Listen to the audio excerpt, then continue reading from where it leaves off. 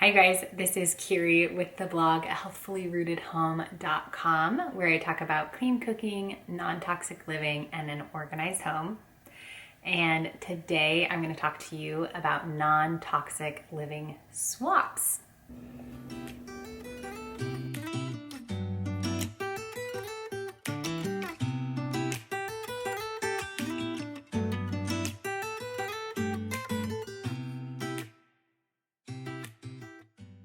Non-toxic living, put very simply, is just the absence of harmful chemicals in your home and in your body. So these toxins can come in the form of pesticides and GMOs from our food. They can come in the form of BPA from plastic containers, from fragrance in household cleaners or personal care products. There's a lot of different ways that we can actually be in contact with these harmful chemicals. And so I'm going to talk to you about what you can do about it today and the basics of non-toxic living and then the swaps that you can make. So I really always wanted to live a non-toxic life, and really I thought I was living a non-toxic life. But then I found that there was so much in my house that I thought was non-toxic that actually wasn't. First, I want to talk to you about how do you read labels? You know how to read labels on food, but not necessarily household items. So first, what you want to do is dive deeper. Go beyond the front packaging, the marketing, and look at the ingredient label. There should always be an ingredient label on whatever product you're using. And if not, then you should be able to find it online. And if not, you probably shouldn't be using that product. And then the next step is to check the elements on the label. So labels should have 4 main elements. So you have the directions, cautions, ingredients, and disposal. Check each of those elements and then just look out for red flags. I'll go into a little bit of that today. Third step for reading labels is to confirm with a resource. Confirm with a trusted resource.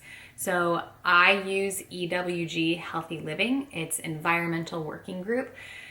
And that's the only resource that I just feel comfortable promoting. What they do is they review products based on a set criteria that they have for toxicity levels in the products, and they rate each ingredient and they tell you why this product or ingredient are toxic or not.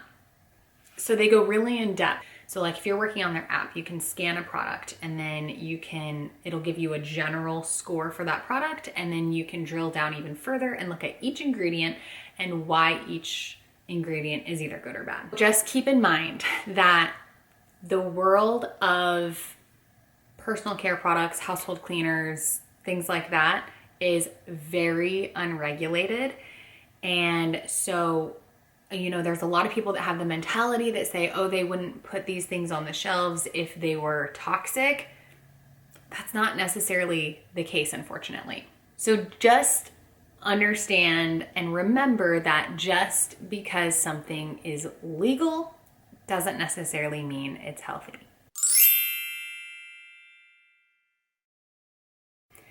Fragrance is just an umbrella term for really ugly chemicals in your products packaged in a really pretty word. Sometimes they use the word perfume or parfum or fragrance. All of those are red flags. They are all just a cocktail of chemicals. So anything that says fragrance, I would stay away from.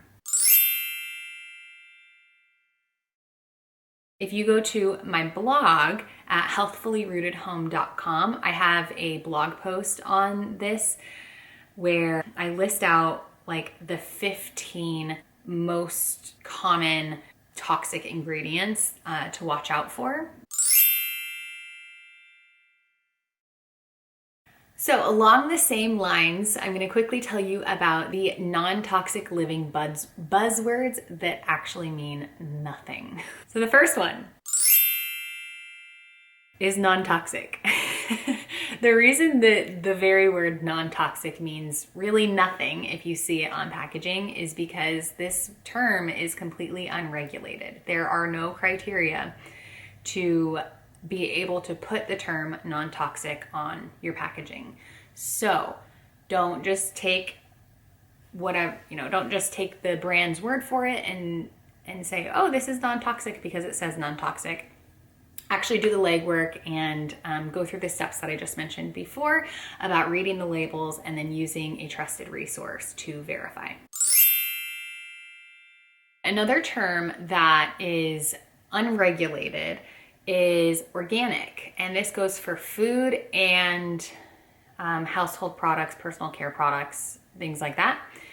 So the term organic implies that the substance is devoid of pesticides, GMOs, synthetic fertilizers, things like that. Again, it's unregulated. However, the regulated term for organic is certified organic. So look for that terminology versus just organic. The next one is natural flavors. And you'll see this a lot in your food. And, sometimes it's called natural essence or whatever. Natural flavors. This implies that the flavor that's on the packaging comes from the natural version of that flavor. For example, let's say you have a coconut LaCroix. The term natural flavors, or in LaCroix's case, they say natural essence, implies that what you are drinking is seltzer water with like the juice of the coconut. That is not necessarily the case. The term natural flavors is actually just another term for chemicals. So the only regulated portion of natural flavors, the only regulation standards are that the flavoring only has to use a little teeny tiny bit of the natural version of whatever the flavor is. Okay, so it could use like a drop of coconut juice and then the rest is chemically created. So that is what the term natural flavors mean. I do try and stay away as much as possible from natural flavors. And I'm actually currently making the swap on a lot of the things that I used to eat that had natural flavors or used to drink that had natural flavors in it. Okay, so where do you begin non-toxic living? I would say step number one, start reading your labels, go through your house, just practice reading labels and be aware of what is currently in your house right now. Use the EWG app, start scanning your items. Step two, just start making a list of the things that have fragrance in them, parabens, or, any of the terrible ratings on EWG. Start making a list of those things in your house. This swap process can go really one of three ways. One is you go gung-ho and you just get rid of every toxic item in your house. That would be great, right? But that's really expensive, and a lot of people have a lot of attachments to certain products that they use, and I totally understand that. I'm the same way. So you could do another route, which is just start making the swap to non-toxic products as you run out of your current toxic products. Or you could do a mix of both. And this is what I did. I had some things that I was like, these need out of my house right now. They're so bad. Then I had some things where I was like, oh man, I can't part with this right now. I want to at least use this up because it was really expensive or whatever the reason. So those are really like your three options for making the non-toxic living swap. Here are my non-toxic living swaps that I think that you should prioritize. Number one is water. I know it sounds crazy, but your water is so toxic. If you are just drinking tap water or even most filters, don't filter out all the contaminants in your water.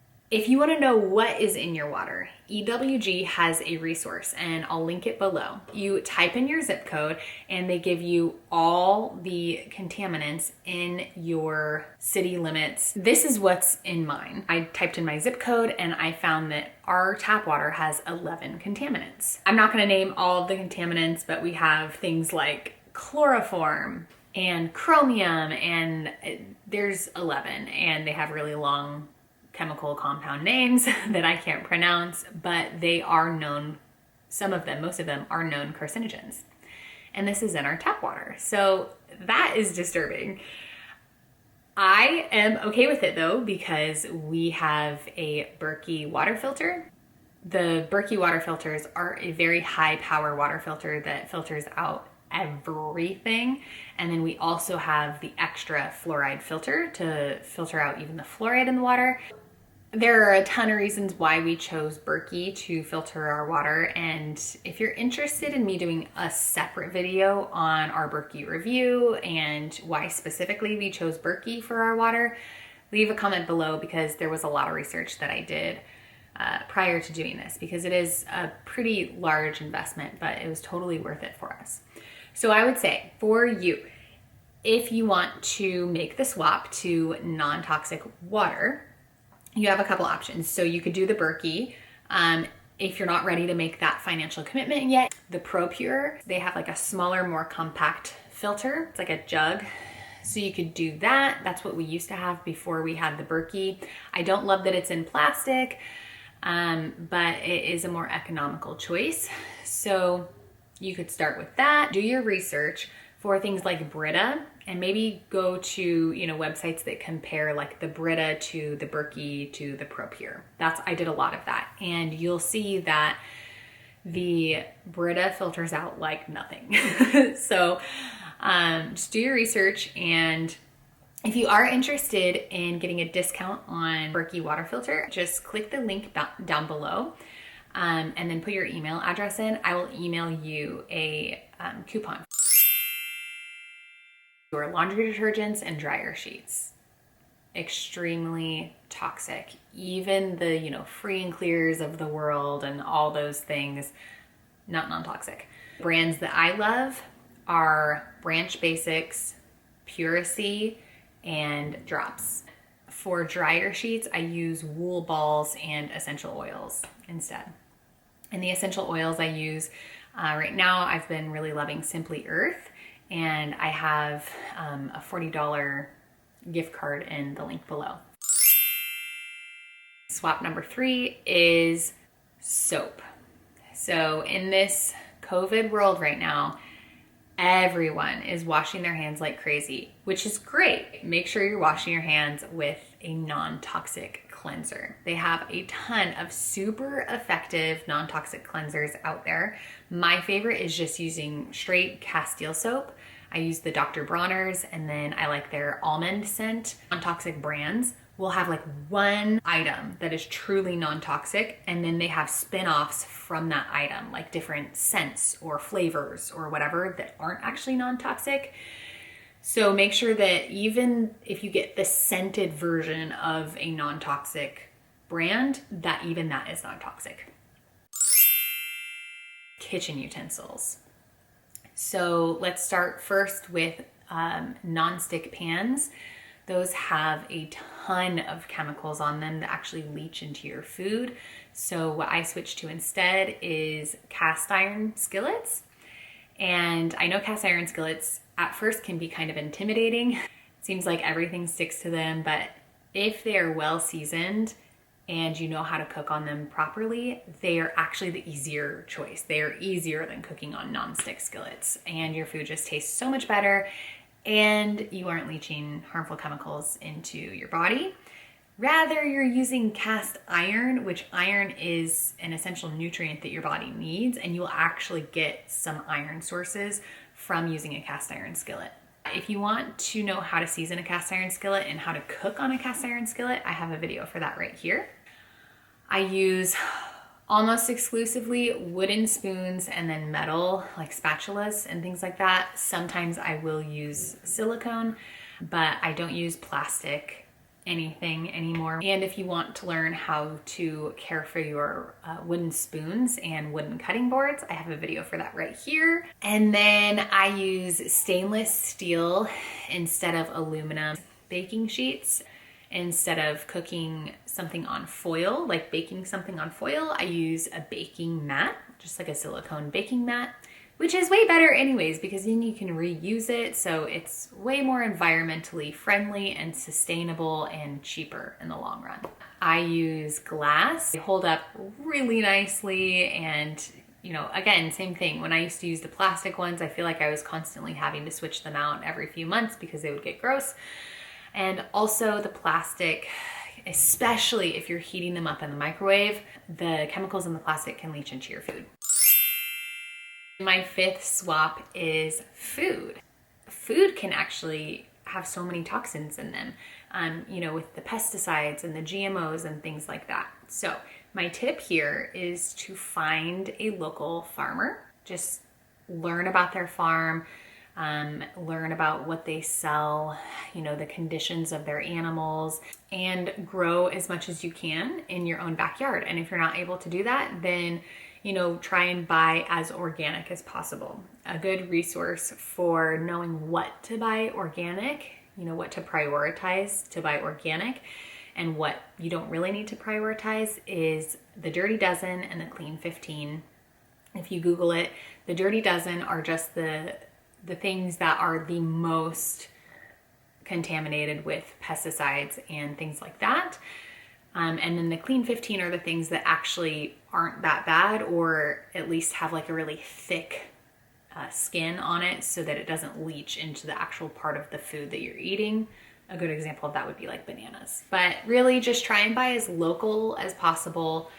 Things like dairy, eggs, meat, try and get from a local farmer.